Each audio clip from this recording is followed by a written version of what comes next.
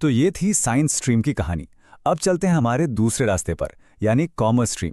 अगर नंबर्स से खेलना अच्छा लगता है, इकोनॉमिक्स और अकाउंटिंग में मन लगता है और बिजनेस फाइनेंस की दुनिया में जाना है, तो कॉमर्स एकदम सही चॉइस है।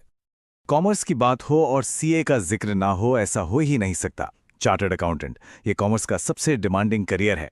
इसके लिए सीए फाउंडेशन एग्जाम क्लियर करना होता है। माना जाता है कि ये देश के सबसे मुश्किल एग्जाम्स में से एक है, लेकिन एक बार बन गए तो मौके ही मौके हैं।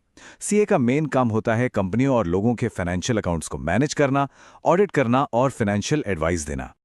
लेकिन कॉमर्स का मतलब सिर्फ सीए नहीं है। एक सिंपल बीकॉम की डिग्री भी कई रास्ते खोल देती है। आप एक अकाउंटेंट बन सकते हैं, मार्केटिंग एग्जीक्यूटिव बन सकते हैं, एचआर मैनेजर बन सकते हैं, या फिर इन्वेस्टमेंट बैंकर और टैक्स कंसल्टेंट जैसे बड़े फाइनेंशियल रोल्स में भी जा सकते हैं। अब आते हैं हमारे तीसरे और अक्सर अंडर एस्टिमेटेड रास्ते पर, आर्ट्स या ह्यूमैनिटीज।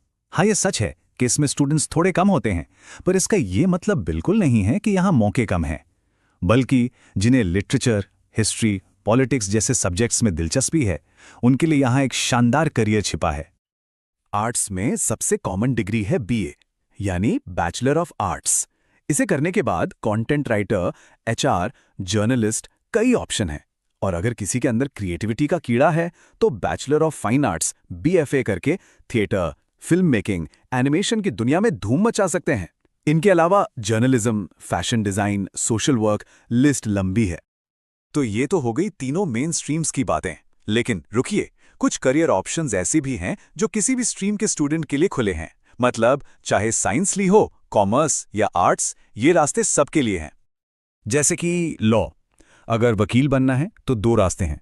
पहला थोड़ा लंबा वाला, पहले 3 साल की कोई भी बैचलर डिग्री करो, फिर 3 साल का एलएलबी करो, टोटल 6 साल। और दूसरा स्मार्ट तरीका, 12वीं के बाद सीधे 5 साल का इंटीग्रेटेड लॉ कोर्स कर लो, जैसे बीए एलएलबी। इससे सीधा 1 साल बचता है। और फिर आता है सबका सपना, सिविल सर्विसेज, मतलब आईएएस आईपीएस बनना। इसके लिए भी किसी खास स्ट्रीम की कोई शर्त नहीं है, बस एक बैचलर डिग्री चाहिए किसी भी सब्जेक्ट में। यही वजह है कि बहुत से स्टूडेंट्स अपनी ग्रेजुएशन के साथ साथ ही यूपीएससी की तैयारी भी करते हैं।